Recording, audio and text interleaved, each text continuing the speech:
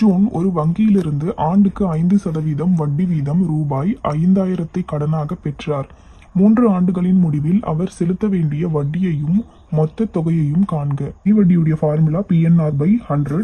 இதுல அசல் கொடுத்திருக்காங்க P 5000, காலம் N 3 ஆண்டுகள், வட்டி வீதம் R 5. தனி வட்டி கண்டுபிடிக்கணும். வட்டியும் கேட்டிருக்காங்க, மொத்த தொகையும் கேட்டிருக்காங்க.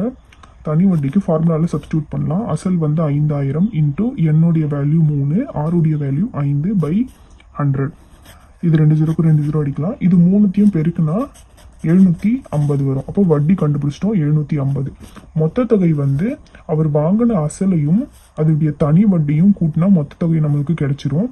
அசல் 5000 பிளஸ் தனி வட்டி 750. அப்போ 5750 தான் அவர் செலுத்த வேண்டிய மொத்த தொகை.